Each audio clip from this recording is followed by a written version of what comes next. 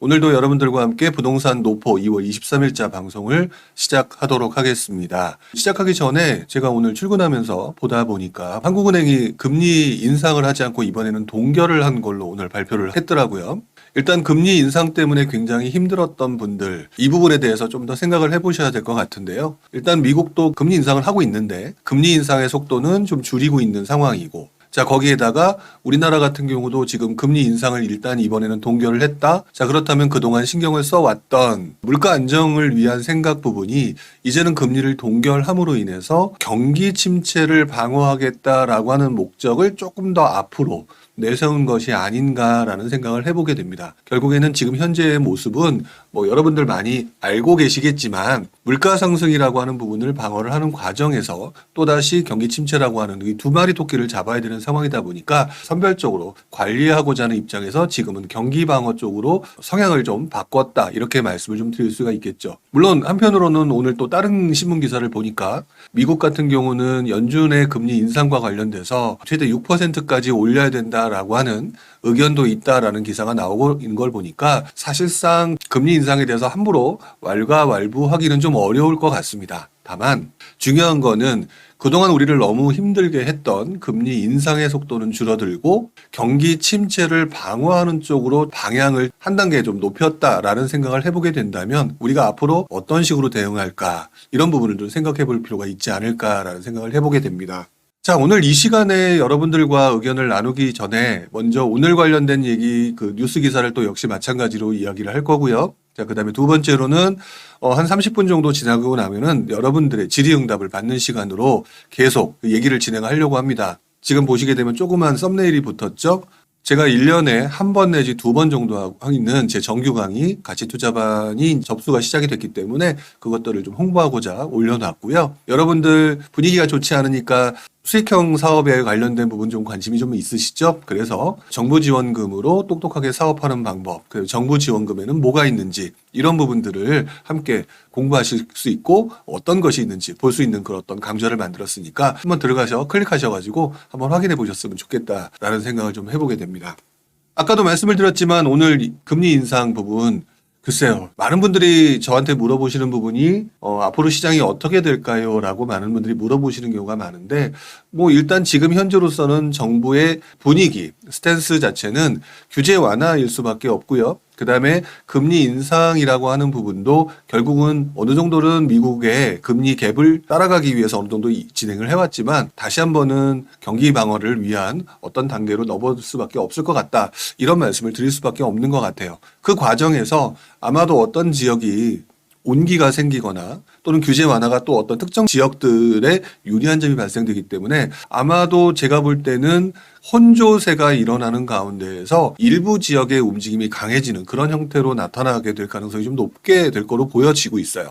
그래서 작년과 같이 시장이 하반기로 가면 갈수록 안 좋아지는 분위기라기보다는 올해 2023년 같은 경우는 하반기로 가면 갈수록 분위기가 조금 더 좋아지는 곳들이 나타나지 않을까, 이런 생각을 좀 해보게 됩니다. 자, 이번 주 시장 분위기는 여전히 규제 완화의 전국 집값 낙폭이 7개월 만에 줄었다라고 얘기가 나왔죠. 상승했다라는 얘기는 아닙니다. 즉 떨어지는 칼날이 무서울 정도로 굉장히 힘들었던 상황을 벗어나 이제는 급매물 위주로 거래가 되고 있고, 그러다 보니까 하방으로 떨어지는 속도가 상당히 줄어들었다, 이렇게 보는 게 맞는 거겠죠. 이런 상황이 되다 보니까 지금 현재 부동산 소비 심리는 9개월 만에 반등이 됐다라는 기사도 나오고 있고요. 아파트가 하락세가 지금 현재 진정이 되고 있다라는 내용도 나오고 있습니다. 다시 말하면 제가 계속 언급을 해드렸던 것처럼 시장이라고 하는 것은요, 막연하게 계속해서 상승하기도 어렵고 막연하게 계속 하락하기도 어려운 것들이 사실입니다. 그 이유는 그 과정에서 시장을 안정화시키기 위해서 노력하고 있는 정부의 핸들링 정책, 정부의 정책으로 인해서 그것들이 규제 완화이든 규제 강화이든 이런 것들이 계속 만들어질 수밖에 없다라는 건데요. 문제는 이렇게 해서 조금 휴하고 한숨을 돌리시는 분들이 있는 반면 밑에 기사처럼 굉장히 가슴을 또 덜컹하는 내용들이 나오기도 하죠. 자, 급매물이 나가자 하락폭이 다시 커져라는 기사가 나오고 있습니다. 자, 자, 잠깐만 한번 이 기사 아무래도 확 하고 눈길이 가죠.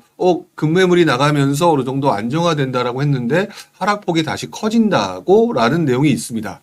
한번 기사를 가지고 보면서 찾아봐야 될 것 같아요. 자, 지금 보시는 것처럼 그 기사인데요. 매경에서 나온 기사인데 급매물 나가자 하락폭이 다시 커졌다라는 내용이 나와 있는데 글쎄요. 주간 변동률을 보게 되면 하락폭이 다시 커졌다라고 말하기보다는 반등을 한 상태에서 조금 범위 내에서 사실 왔다 갔다 할 수 있겠죠. 그 범위 내에서 움직임이 있는 것 같고요.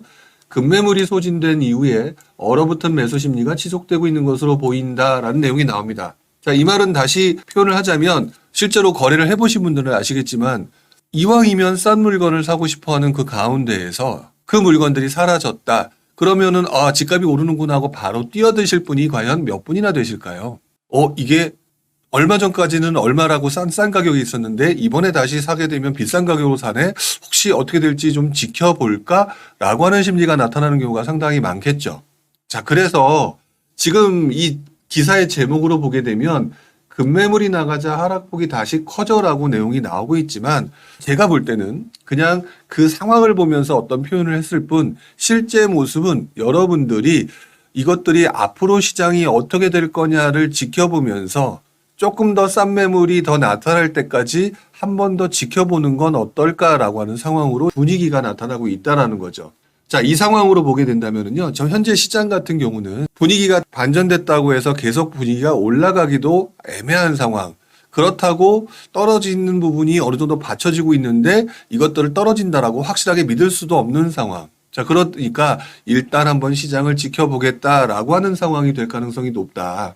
그렇다면 제가 볼 때 항상 이런 말씀 드려왔었죠. 시장을 기사로 보고 시장이 앞으로 이렇게 될 것이라고 판단하지 마라.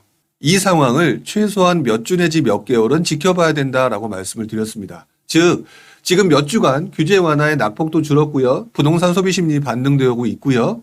아파트 하락세 진정되고 있는데 가끔 가다가 툭 하고 튀어나온 기사가 하락폭이 다시 커져. 이런 것들은 아마 이제부터는 이런 식으로 될 거예요. 올라갔다가 실망했다가 올라갔다가 실망했다가 하는 식으로 흔히 말하는 힘겨루기 장세가 나타나게 될 가능성이 높다. 여기서 어느 정도 분위기 반등의 조짐이 온다면은 점점 하방이 올라가는 모습으로 나타나게 될 것이다. 이것들이 몇 개월에 걸친 추세로 나타났을 때 이거는 확실한 반등이구나 라고 판단하는 게 맞는 거라고 얘기를 해야 되겠죠. 자, 어쨌든 1월 3일 이후에 주택 사업 심리, 여기서 말하는 사업 심리는 건설사들의 입장을 말하고 있는 거겠죠. 즉, 규제 완화로 인해서 여러분들의 심리도 괜찮아졌고요. 자, 그 다음에 주택 사업 심리, 건설사들도 조금 그동안 좀 흔히 말하는 쫄았죠. 쫄았다가 어느 정도 분위기가 괜찮아지는 그런 모습들로 나타나고 있는 것 같다. 이렇게 보면서 시장 분위기를 파악하고 계속해서 추이를 지켜보는 게 맞다. 이렇게 저는 생각을 하고 있습니다. 지금 올라온 내용 중에서 아님께서 반포 역전세가 두려워 죽겠습니다. 라고 얘기를 해주셨는데 2024년 2월 만기인데요. 라고 말씀을 해주셨거든요. 물론 역전세라고 하는 부분이 굉장히 힘들다라는 것들은 저도 잘 알고 있기 때문에 아마 많은 분들이 이 부분에 대해서 걱정을 하고 계실 것 같아요. 자, 그런데 저는 이렇게 생각합니다. 지금 만기가 2024년 2월이라고 하셨죠? 자, 그러면 아직까지 2023년, 지금 현재 2월이니까 1년 정도가 남았습니다. 그렇기 때문에 이런 부분에 대한 준비를 좀 하실 필요는 있겠죠. 예를 들어서 돈이 부족하다면 돈을 좀 모으는 과정, 기타 여러 가지 준비하는 과정이 좀 있어야 되겠지만 또 한편으로는 지금 역전세가 두려워 죽겠으니까 어떻게든 팔아야 되겠다 뭐 이런 생각을 하시는 분들도 있을 거잖아요. 시장 상황을 앞으로 상반기 돌아가는 거는 좀 보셨으면 좋겠다라는 생각이 듭니다. 자, 왜 그러냐면 좀 전에 언급을 했던 내용들 중에 뭐가 있었냐면은 금리 인상의 속도가 미국은 줄어들고 있고 우리나라는 동결을 했잖아요. 동결을 했다는 얘기는 경기 침체 방어 쪽으로 접근을 한다라고 얘기를 했고요. 이 와중에는 금리 인상 속도가 떨어지고 있다 또는 금리가 상승하는 걸 멈췄다. 이 상황에서 지금 현재 시장이 그럼 안정화됐구나라고 했기 때문에 국채금리라든지 은행채 금리가 떨어지고 있는 모습을 보이고 있고요. 자, 이 상황에서 대출금리 역시 여기에 연동을 하기 때문에 대출금리가 떨어지고 있습니다. 역시 여기에서 정부의 압박 같은 거로 인해서 금리를 인하하고자 하는 그런 현상들이 현재 나타나고 있죠. 지난 몇 주 동안, 몇 개월 동안 저랑 같이 이 얘기를 계속 들어오신 분들은 다 알고 있는 내용들일 거예요. 자, 그렇다면 과연 대출금리가 지금 현재 어떻게 되고 있느냐? 떨어지고 있다라고 하는 것들은 변함없는 사실이잖아요. 대출 부분을 전세자금 대출도 있고요. 매매자금 대출도 있고요. 그다음에 대출 가능성도 많이 높아지고 있고 예전처럼 막 못하게 하는 상황이 아니잖아요.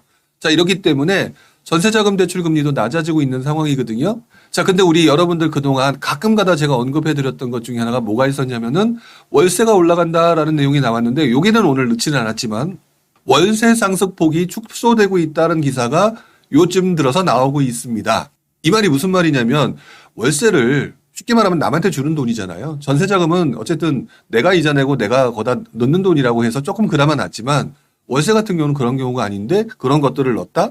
그러면 자연스럽게 월세보다는 전세로 사람들이 선호될 수밖에 없는 상황이 오는데 여기서 전세자금 대출 금리가 낮아진다? 이랬을 때는 전세에 대한 관심도가 높아질 수밖에 없는 상황이 만들어질 거예요. 물론 입주 폭탄이라고 하는 지역들은 지금 제가 말씀드린 부분이 해당 사항이 좀 떨어질 수는 있겠지만 그래도 저는 올 상반기에는 전세 시장에 관련된 부분에 대해서 무언가 신호가 나타날 가능성이 있다라고 좀 보고 있습니다. 자, 그러니까 아님께서는 역전세가 두려워 죽겠습니다라고 해서 대비를 하시되 중요한 거는 올 상반기 이후에 나타나는 그리고 과거부터 지금까지 나타났던 현상을 봤었을 때는 조금씩 전세의 변화폭이 어떻게 되는지를 좀 지켜보셨으면 좋겠다. 그리고 지금 조금씩 전세의 분위기는 나아지고 있는 듯하다라는 부분들을 한번 생각을 해보셔야 될 것 같아요. 자, 그 다음에 기사 계속해서 보도록 하겠습니다. 아까 말씀드렸던 것처럼 분위기 좋은 내용과 분위기 나쁜 내용들이 같이 섞여 있지만 분명한 거는 거래량은 회복되고 있다. 자, 그렇기 때문에 거래량이 회복되고 있는 이 부분들을 보면서 여러분들의 분위기가 또다시 달라질 수 있다는 것들은 기억을 하셔야 되겠죠. 다만 내용을 보게 되면은 강남 3구 집값 바닥론 확산의 전문가들은 신중 모드다. 즉 제가 말하는 거는 똑같습니다. 지금 분위기가 전환된 거는 맞는데 그렇다고 해서 호들갑 떨거나 해서 뭐 집을 바로 어떻게 해야 된다거나 이렇게 하기에는 앞으로 상방과 하방상에서 힘겨루기가 될 가능성이 높으니까 신중 모드로 갈 수밖에 없다라는 거죠. 물론 서울의 분양권과 입주권 거래가 다시 꿈틀한다라는 기사가 나오고 있으니까 밑에 보시는 것처럼 서울 분양 입주권 거래가 다시 꿈틀하고 있다라고 하는 것들이 맨 아래에 있는 기사 낙폭 과대 신축 대단지만 꿈틀하고 있다. 이게 좀 더 정확한 기사인 것 같아요. 앞에 있는 기사를 보면서 판단을 하기보다는 그 기사를 좀 더 세부적으로 이야기를 나눈 낙폭과대 신축 대단지만 꿈틀하고 있다. 물론 여기 옆에서 뭐 7억은 빠져야 움직인다는 얘기는 바꿔 말하면 7억이 떨어졌다는 얘기니까 이것만 보면 또 굉장히 좀 부담스러운 얘기가 될 수도 있거든요. 하지만 중요한 거는 그건 것 같습니다. 지금 여러분들의 분위기는 어쨌든 무언가 투자를 해서 수익을 볼 수 있는 방법을 찾고 있다. 여기에 시장 분위기는 지금 금리 인하라든지 금리가 안정적으로 돌아가고 있는 부분이 있다. 그러다 보니까 여러분들은 그 와중에서 무언가 할 거를 찾아야 되는데 집값이 예전처럼 막 올라간다는 분위기가 확실한 상황이 아니다 보니까 이왕이면 가장 많이 떨어진 거 위주로 지금 접근하고 있다. 이게 지금 현재의 모습이라고 봐야 된다는 것이죠. 자, 이 부분에서 그 다음 단계인 이거 완전히 시장이 바뀌었구나라고 하는 과정이 오기까지는 한참의 시간이 걸립니다. 여러분들 지난 침체장이라고 얘기했던 것들 보통 우리가 서울 수도권의 침체장이 바닥을 찍었다라고 하는 부분이 2013년이었는데요.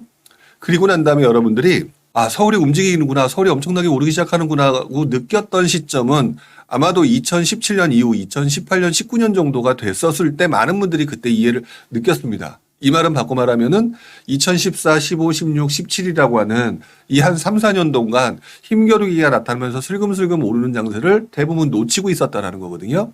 그렇기 때문에 이 상황이 진행되는 과정을 불영과 함께 그다음에 부동산 노포 방송과 함께 움직임이 어떻게 바뀌는지를 꾸준히 보시는 게 필요해야 되겠죠. 그러니까 그 부분을 좀 한번 기억을 하셨으면 좋겠다. 자, 그다음에 또 한번 보도록 하겠습니다. 자, 지난주에도 잠깐 언급을 해드렸던 내용이죠. 미분양은 쌓이는데 분양가는 10% 급등하고 있고요. 분양가는 오르는데 수요는 시들하고 자 그러다 보니까 제가 지난주에 제가 먼저 말씀드렸던 부분이 또 비슷한 기사가 나왔기 때문에 한 번 더 언급을 하고 넘어가려고 하는 건데 일단 미분양이 쌓이게 되면서 분양가가 급등하고 누군가는 분양가가 올라가기 때문에 인플레이션 효과 때문에 집을 사야 된다라고 얘기를 하지만 제가 뭐라고 말씀을 드렸냐면 집을 무조건 사라고 하는 건 잘못된 표현이다. 그러니까 고분양가에 분양권 전매가 허용된다라고 하는 물건들을 사서는 안 된다라고 하는 표현을 지난주에 아마 말씀을 좀 드렸던 게 기억이 납니다. 왜 그러냐면 지금 현재 여러분들이 힘겨루기를 하고 있고 할까 말까 고민하고 있는 상황에서 그렇다면은 낙폭 과대 물건만 거래되고 있는데 고분양가 물건이 그 가격대까지 사람들의 심리가 매수할 때까지 올라오는 그 구간이 몇 년이 걸릴지가 모른다라는 거죠. 자, 그런 상황이 지금도 계속 진행되고 있습니다. 자, 그런데 미분양을 우려했는데 서울 대단지 속속 완판이라는 내용도 나오고 있죠. 이 내용을 보면은 할인 분양이라고 하는 내용도 나오고 있죠. 이 말은 결국 아까 말씀드렸던 낙폭 과대, 할인 분양, 결국 주변 시세 대비 상대적으로 싸다라고 느끼는 과정들, 이런 것들의 대상 물건들만 움직임이 나타날 것이기 때문에 여러분들이 봐야 될 포인트는 주변 시세 대비 가격이 싼 물건이면서 전매가 가능한 물건들, 이런 것들이 가능성이 높은 것이지, 그 전매가 가능하다고 해서 주변과 비교해서 조금 더 높은 물건들, 이런 것들은 상당히 쉽지 않을 거다. 그러니까 함부로 들어가지 말아야 된다라고 했던 부분의 연장선입니다. 왜냐하면 지금 말씀드렸던 것처럼 청약시장은 여전히 냉랭하고요. 그 다음에 분양도 연기하고 있다. 왜? 고분양가로 하고 싶죠. 고분양가로 하고 싶은 상황이기 때문에 사실상 지금 계속 간보기를 하고 있는 상황일 수밖에 없어요. 여러분들도 간보기 하지만 건설사도 간보기를 할 수밖에 없는 상황이고요. 여기서 시장이 굉장히 더 안 좋다라고 얘기하게 되면 공급 물량을 줄일 수밖에 없습니다. 공급 물량을 줄이게 되게 되면은 결국 어느 순간 시간이 지나면서 공급이 줄어들고 결국 미분양은 해소가 되고 그 과정에서 가격을 조금 더 높여도 여러분들이 받아주는 상황이 만들어지는 거. 그 구간이 나올 때까지가 굉장히 오랜 시간이 걸릴 수도 있는 거거든요.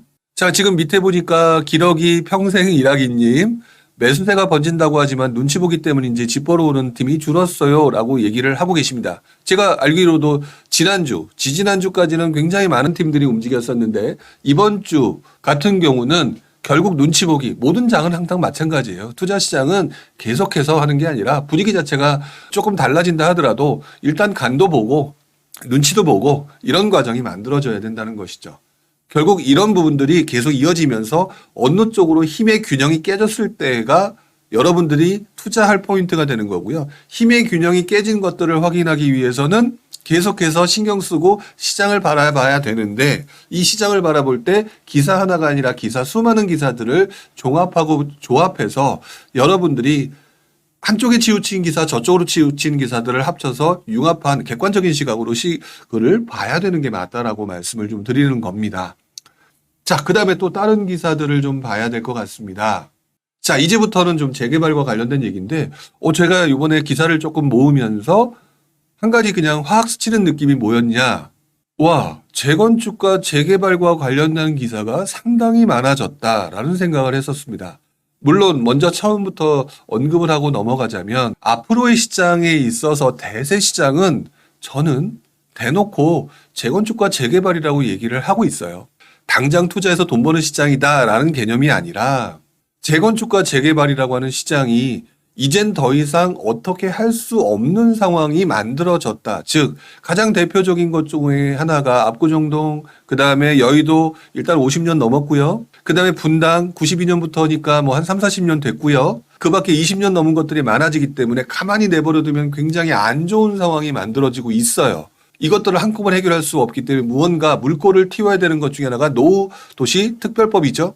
자, 이런 것들이 만들어지고 있는 거기 때문에 예전에 투자를 할 때 한 10년 전, 20년 전만 하더라도 재건축, 재개발 같은 경우는 특정 전문 분야의 투자자들만 움직인다라고 생각할 정도로 일반인들은 일반 아파트에 대해서만 좀 집중한 경우가 상당히 많았습니다. 자, 그런데 지금 보게 되면은 최근 들어서는 시장의 분위기가 확실히 앞으로 방향성을 바꾸겠구나라고 생각이 들 정도로 재건축, 재개발과 관련된 기사가 많이 나오고 있습니다.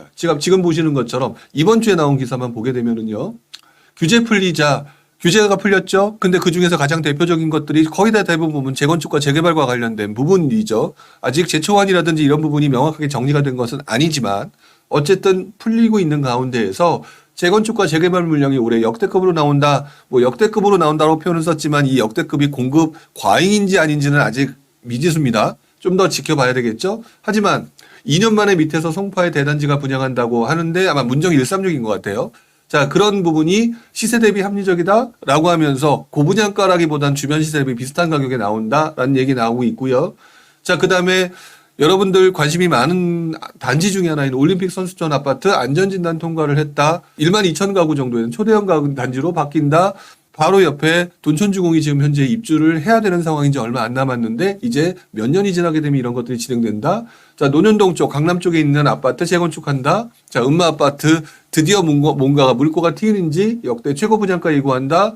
3.3 평방미터당 7,700이다. 이러면서 계속 재건축과 재개발과 관련된 기사들이 나옵니다. 자, 그런데 이 기사들을 보게 되면 평당 분양가 7,700. 아우, 나랑 상관이 없다. 평당 분양가 3,582만 원, 문정 136. 아우, 나랑 상관없다. 이렇게 될 수가 있겠지만 흐름상으로 보게 되면 지금 현재 시장 자체는 재건축과 재개발의 시장의 분위기를 풀어주고 있는 거고요. 자, 그리고 난 다음에 지금 제가 보여드렸던 것들은 주로 강남 3구 위주로 말씀을 좀 드린 거잖아요. 근데 이것뿐만이 아닙니다. 자, 무엇이 있느냐라고 한다면 두 번째 보게 되면은요. 신림 뉴타운 같은 경우 재개발이죠. 6,200가구 미니 신도시로 변신하겠다. 자, 그 다음에 그 옆에 또 다른 대단지이자 여러분들 선호 지역 중에 하나는 재건축 급물살단 목동 2달 새 거래가 2배가 늘었다. 자, 그 다음에 강북으로 넘어가서 이문사구역 조합 설립 6년 만에 8분 능선 넘어섰다. 그 다음에 수도권으로 넘어가니까 성남 구도심, 신흥3, 태평3 이것들이 좋다라고 얘기하는 것들이 아니라 지금 현재 무언가 분위기가 흐름 자체가 이런 쪽으로 넘어가고 있다라고 하는 것들이 나오고 있다라는 거죠. 여기에 가장 큰 문제 부분은 이 부분인 것 같아요. 3년 뒤 아파트 공급이 끊길 수도 있다라고 하고 밑에서 전문가들이 경고한 내용들이 있죠.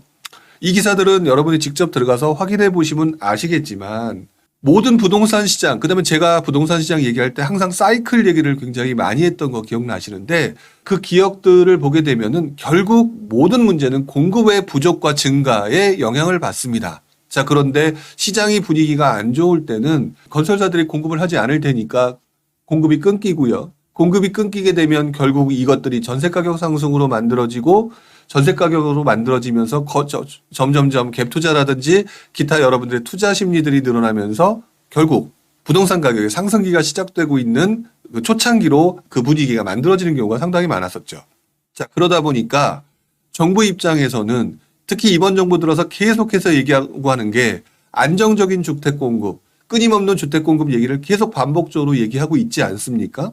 그렇기 때문에 이번 정부 같은 경우는 지금 현재 이제 앞으로 5년간 진행되는 내용들이 과거의 공급을 제대로 건들지 못했더니 시장의 폭등장이 나왔다. 그리고 시장이 불안했다라는 것을 알고 이 부분들을 제대로 관리하는 쪽으로 지금 접근하고 있다라는 게 이전 장의 이전 정권과 그 이전 정권의 모습과는 좀 확연히 다른 모습으로 나타나고 있는 것 같습니다. 결국 그렇다면은 그것들을 해결할 수 있는 것들은 물량들이 부족한 서울에 재건축과 재개발로 갈 수밖에 없는 거고요. 그렇기 때문에 이런 것들이 여러분들로 하여금 어떻게 판단을 하게 만드느냐. 지금 여러분들 뭐 갭 투자를 하고 무슨 투자를 하고 경매 투자를 하고 다 좋은데 시장 상황에 따라서 투자 방법이 가장 효율적인 것들이 나오니까 중요한 거는 그 밑바탕 베이스에 재건축과 재개발을 이제 깔기 시작해야 될 필요가 있다라고 하는 생각을 하셔야 된다는 것이죠. 왜 그러느냐. 서울과 수도권에 집 지을 땅 없다는 거 이제 굉장히 많은 분들이 알고 있고요. 결국 그런 과정에서 일단 지어지는 아파트, 분양하는 아파트는 재건축과 재개발이다. 그럼 이왕이면 먼저라도 조금이라도 싸게 들어갈 수 있는 방법을 찾아야 되는 거. 그리고 난 다음에 상승장이 왔었을 때 그것들로 인해서 굉장히 돈을 벌 수 있는 그런 것들을 생각을 해봐야 된다면 결국 재건축과 재개발을 깔고 가지 않으면은 앞으로 다가오는 미래 시장, 앞으로 10년 후의 먹거리 이런 것들을 생각했을 때는 여러분들이 이 부분에 대한 준비를 천천히 해야 되는 게 맞지 않느냐라는 생각을 하고 있다라는 겁니다. 자, 이번 주에도 또 나왔던 기사 중에 하나가 노후도시 특별법과 관련된 얘기. 자, 원래 일기 신도시 특별법에서 이제 노후도시 특별법으로 내용물이 바뀌었죠. 자, 그러면서 어떻게 되느냐. 판을 일기 신도시가 아닌 일기 신도시 말고 나머지 지역의 택지개발지구들, 예를 들어서 수도권 같은 경우가 되게 많은 곳도 있죠. 예를 들어서 인천의 연수 선악지구라든지, 그 다음에 고양 같은 경우는 뭐 행신, 화정지구라든지, 그 밖에 뭐 예를 들어서 이제 다른 지역으로 가게 되면 부산에 있는 해운대라든지, 광주 상무라든지, 화명지구라든지 뭐 이런 것들이 굉장히 많이 존재하고 있기 때문에 여기에 대한 판을 깔고 있다는 얘기가 되잖아요. 그러면 여러분들이 이것들을 무시한 채 돈을 벌 수 있는 투자 방법들을, 투자를 성공할 가능성은 이제 시간이 가면 갈수록 점점 떨어지게 될 거다. 자, 문제는요. 밑에 보시게 되면은 재건축과 관련된 부분이 발표를 하니까 리모델링 단지 같은 경우는 안전진단 규제 완화하고 그러니까 또 그다음에 예를 들어서 용적률을 높여준다라니까 내부 갈등들이 발생한다라는 내용들이 나옵니다. 내부 갈등이 발생된다라는 얘기는 바꿔 말하면은 차라리 리모델링보다는 재건축이 나니까 재건축 합시다라고 하는 사람들의 의견들이 늘어난다는 거고 그 사람들의 힘이 늘어난다는 거죠. 이 말은 어떤 특정 지역의 사례를 가지고 말씀드리는 게 아니라 바꿔 말하면 그 지역에 유리한 부분들로 인해서 오히려 유리한 부분들이 재건축이니까 재건축으로 또 분위기를 바꿈으로 인해서 시간이 지연되는 상황이 발생되면은 그 아파트 단지의 가격은 어떻게 될까요? 오히려 주춤하거나 떨어질 수밖에 없는 상황이 발생이 될 수도 있겠죠. 앞으로 시장 자체는 이런 것들이 나타날 가능성이 매우 높다라고 보여지고요. 자, 그 다음에 두 번째. 맨 위에 올라가게 되면은요. 일기 신도시 재건축 시범지구 벌써 물밑 경쟁이란 기사가 나옵니다. 그러면서 서로들 막 어떤 지역들이 먼저 개발되겠다는 이 내용들이 나오게 되겠죠. 뭐 많은 분들이 얘기를 합니다. 예를 들어서 분당 같은 경우는 뭐 굉장히 오래된 것들 사업성 높은 지역이니까 해야 되는데 그 중에서도 역세권을 고밀도 개발하겠다니까 역세권이어야 되고요. 그럼 역세권이라고 하면은 우리 많은 분들이 수내역이라든지 서현역이라든지 정자역이라든지 이런 거겠지. 자, 그 다음에 굉장히 오래되고 밀집된 지역에서 복합 개발로 들어갈 거니까 그렇다면은 뭐 서현동이라든지 순회동이라든지 이런 지역들을 보니까 무슨 아파트가 좋을 거야 라고 얘기들을 하시는 분들이 있고요. 그것들이 뭐 얘기가 나오면서 어느 단지, 일산에는 어느 단지, 분당에는 어느 단지 이런 얘기들이 굉장히 많이 나오게 됩니다. 하지만 아직까지는 좀 더 명확한 부분이 없고 예상 정도의 수준이죠. 그러면은 어떤 단지가 먼저 지정되게 되면 그 단지 말고 나머지 단지는 뒤로 밀린다는 얘기니까 복잡해지는 상황이 발생되고 그 단지는 지연되는 게 확실해지는 문제가 발생을 합니다. 자, 그렇다면 어떤 문제가 생긴지는 지금 시간 지연과 함께 실망 매물들이 발생하게 될 거고요. 오히려 여러분들이 이렇게 생각을 하셔야 된다는 거죠. 자, 이제부터 시장은 재건축과 재개발을 베이스에 깔고 움직이는 시장이 될 것이다. 그중에 가장 대표적인 것은 서울과 수도권이다. 근데 노후도시 특별법의 사례에서 보듯이 어떤 부분을 신경을 써야 되느냐라고 해야 한다면 시범도시가 먼저 누가 내 거 먼저 해줘, 네 거 먼저 해라 뭐 이런 식으로 싸움이 나타날 것이고요. 리모델링을 할 것이냐 재건축을 할 것이냐라고 하는 부분들이 발생을 할 것이고요. 여기에는 없지만 재개발 같은 경우도 역시 마찬가지 비슷한 상황이 발생되겠죠. 그렇다면 분명히 어떤 지역은 분위기를 타르고 오르거나 분위기를 타르고 떨어지거나 라고 하면서 가격의 균형들이 깨지는 지역들이 계속하게 나타나게 될 겁니다. 올라갔다가 실망하다 보니까 또 떨어지고 이러면서 평균 가격 대비 가격대가 급격히 떨어지거나 실망 매물로 에이 이렇게 하면은 내가 이 지역에 돈 못 벌겠네 던지는 이런 것들이 나오는 물건들이 발생되겠죠. 이게 흔히 말하는 큰 흐름일 겁니다. 그렇기 때문에 여러분들이 어디가 좋아요라고 들어가는 투자가 아니라 저는 개인적으로 이렇게 투자를 하거든요. 어디가 좋아요? 예를 들어 뭐 분당의 시범 서현이 좋을까요? 시범 한양이 좋을까요? 뭐 예를 들어 일산의 강촌이나 강선이 좋을까요? 몇 단지가 좋을까요? 이게 아니라 그 단지에서 실망 매물이 나왔다 하더라도 어차피 장기 방향성 자체는 재건축과 재개발이니까 이것들을 이용한 낙폭 과대 물건들을 잡는 투자 방법으로 가야 되는 게 앞으로 여러분들이 해야 될 방법 중에 하나일 것이다라는 생각을 한다는 거죠.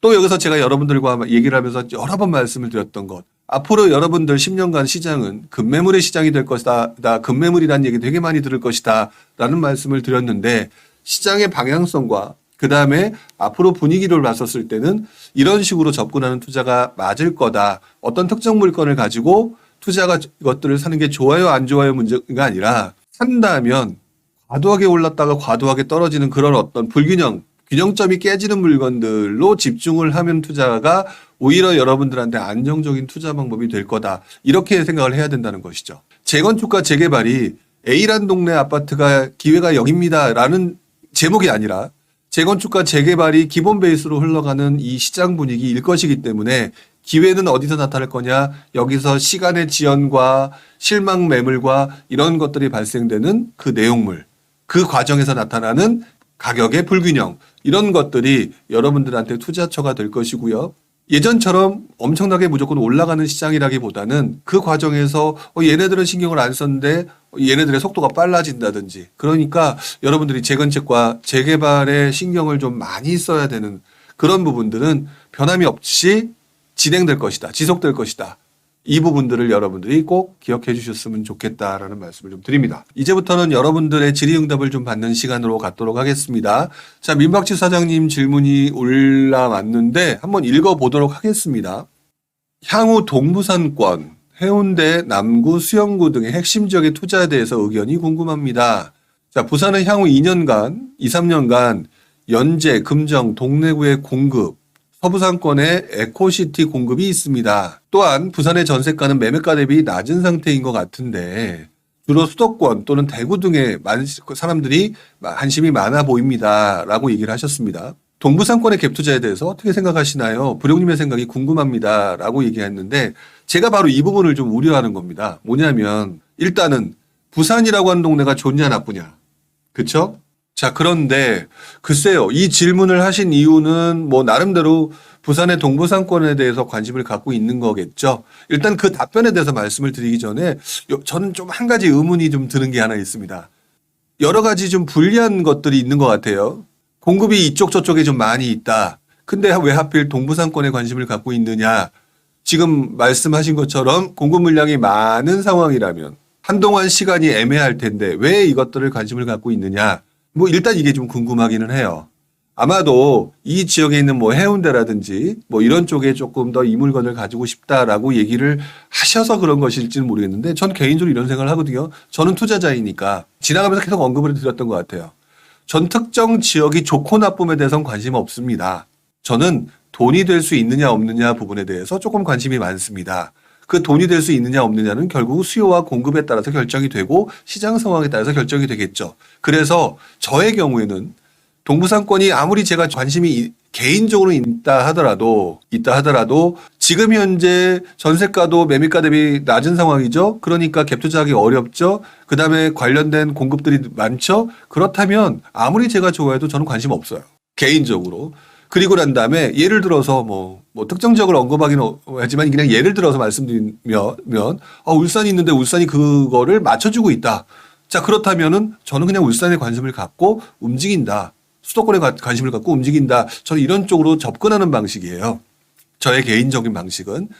그런데 그것들을 내가 좋아하는 것 위주로 하게 되면 시장이 만들어질 때까지 오래 기다려야 되는 상황이 만들어집니다. 그러면 투자해놓고 한참 동안 속상해하거나 낭패하는 상황이 발생이 되겠죠. 일단 민박치 사장님에 대한 답변의 답은 아니지만 일단 저는 이런 식으로 생각을 하기 때문에 그 부분에 대한 것들을 여러분이 좀 알고 계셨으면 좋겠어요. 내가 좋아하는 것들의 세상 분위기가 올라갈 수 있는 분위기가 만들어지는 것은 언제 어떻게 얼마나 걸릴지 모르기 때문에 그 방법은 그렇게 현명하지는 않은 방법인 것 같다.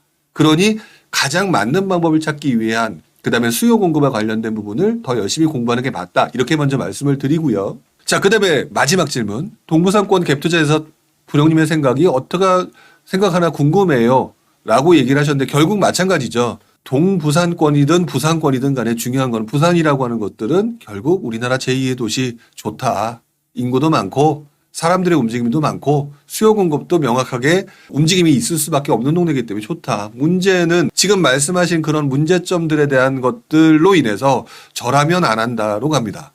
저라면 안 한다. 하지만 부산의 전세가라고 얘기를 하기 전에 전세가는요. 기본적으로 요즘 같은 분위기라면 사람들이 집을 사지 않고 전세로 많이 전환되겠죠. 최근 들어서 월세로 전환되는 상황이었기 때문에 좀 그랬지만 전세로 다시 사람들의 분위기가 넘어오게 된다면 전세 가격은 올라갈 수밖에 없고요. 어쨌든 지방권, 부산권도 역시 마찬가지로 전세 갭이 그래도 높은 편입니다. 그렇다면 그것들이 맞춰질 것이고 그 지금 말씀하신 서부상권이라든지 금정이라든지 동래라든지 이런 것들의 분위기가 달라지는 상황이 만들어졌다면 그때는 워낙 원래부터 좋은 동네이기 때문에 동부상권의 갭 투자의 상황이 만들어지는 거가 되겠죠.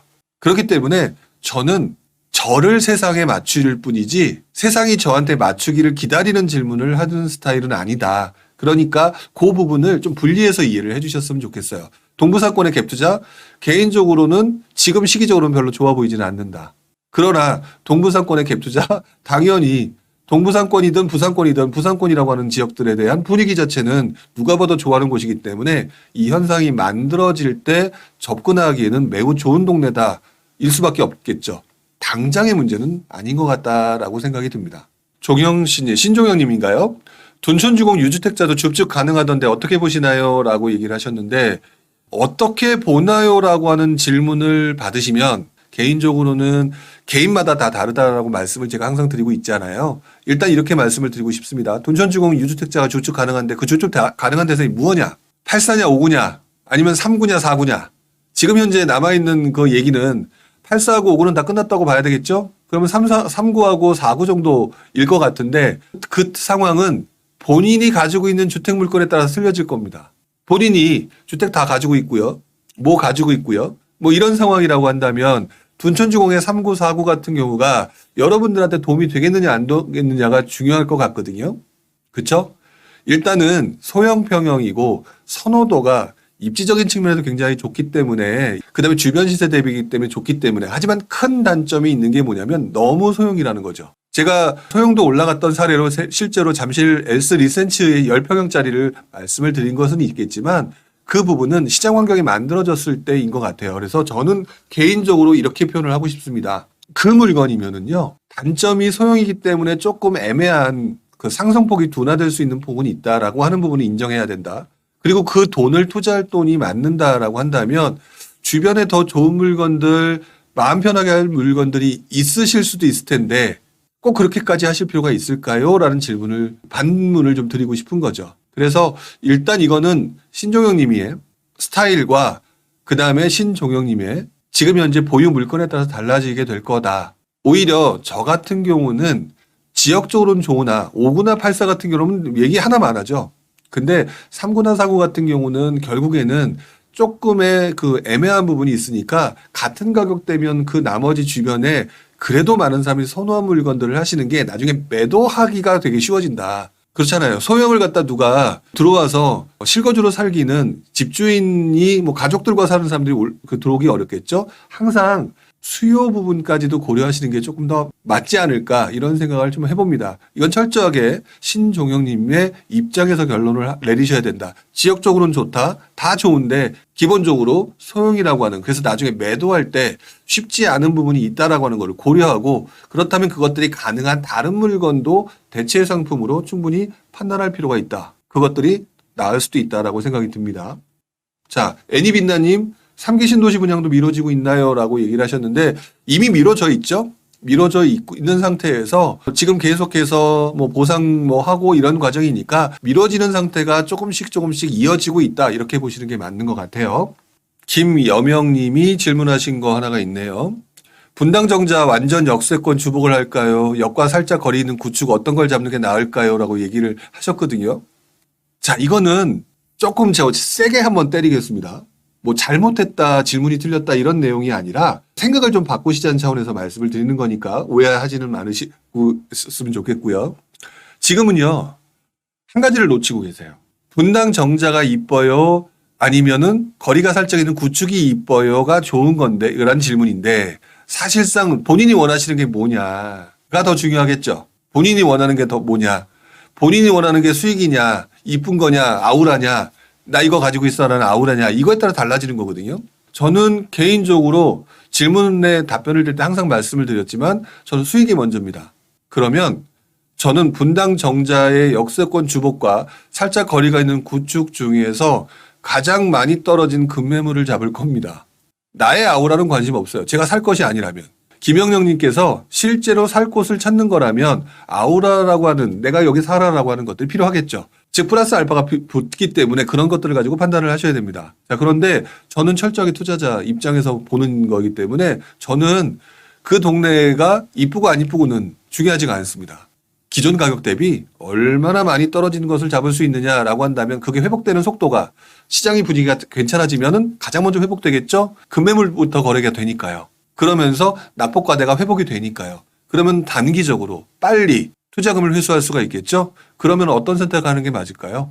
질문에 원하는 답변이 아닐 수도 있습니다만 저는 철저하게 투자자 입장에서만 얘기를 하고 여러분들이 질문하시는 것들에 대해서 좀 다른 생각을 하게끔 좀 깨쳐드린다는 입장에서 저는 이쁜 것보다는 저한테 효용 가치가 높은 급매물을 사겠다. 이렇게 말씀을 좀 드리고 싶어요.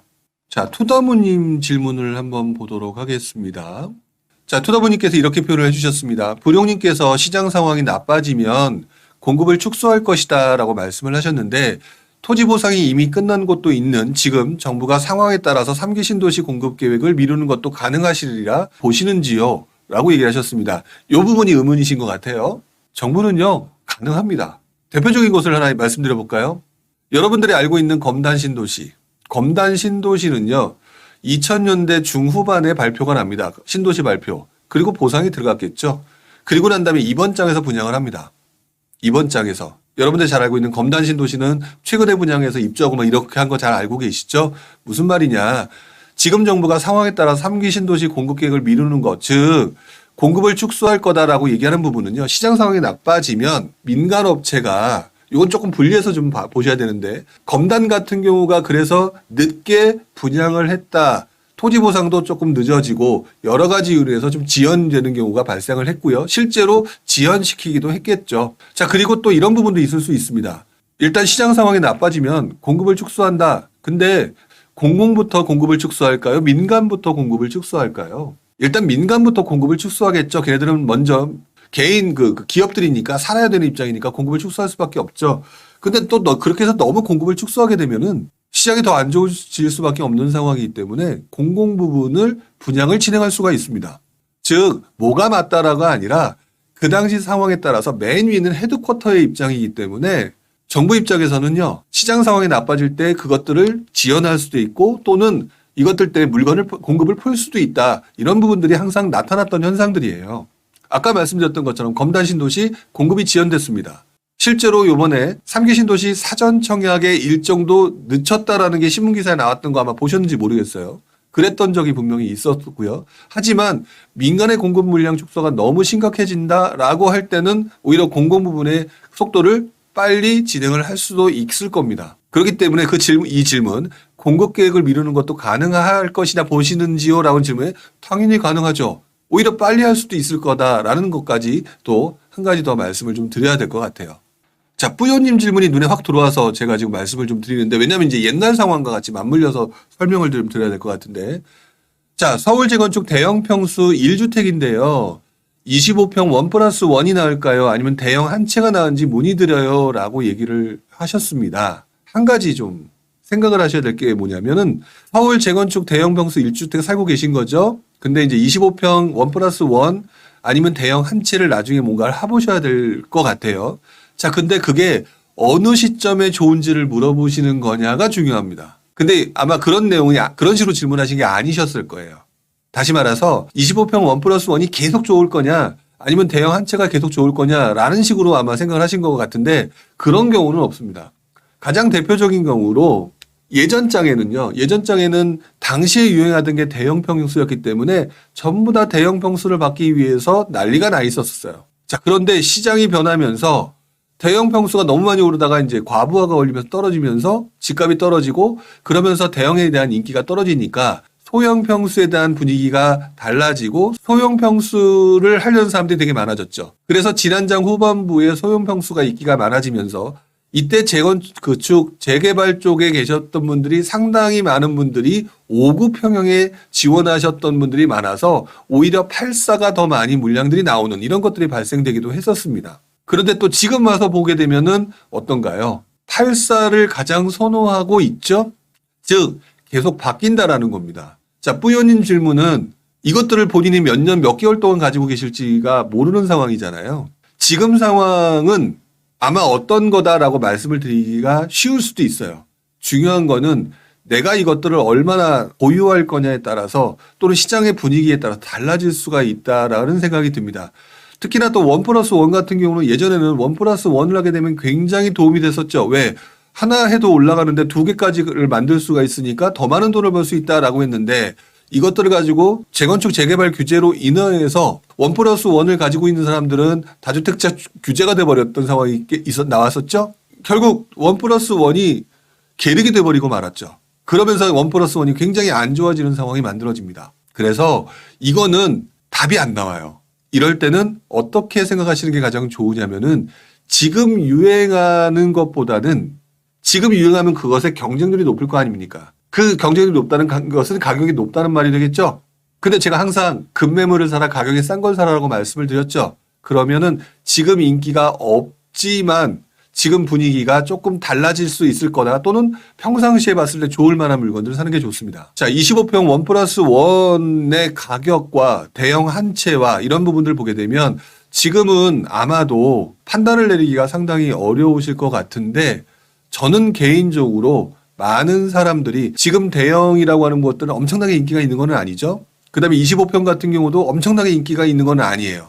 그리고 1+1 같은 게 굉장히 문제가 있어가지고 사람들이 좀 분위기가 안 좋아져서 지금 가격이 낮은 상황일 수도 있을 겁니다. 그렇기 때문에 25평 1+1을 나중에 다 받았을 때 발생되는 수익과 대형 한 채를 받았을 때의 수익, 주변 시세로 판단할 수가 있겠죠. 그 중에서 지금 싸게 살 수 있는 것으로 들어가셔라. 왜? 1+1이 분위기가 안 좋았던 이유는 규제 때문이었는데 풀렸잖아요. 풀릴 거잖아요. 그러면 두 채 가지고 있는 게 더 유리할 수 있거든요. 그러니까 그 중에서 싸게 살 수 있는 것.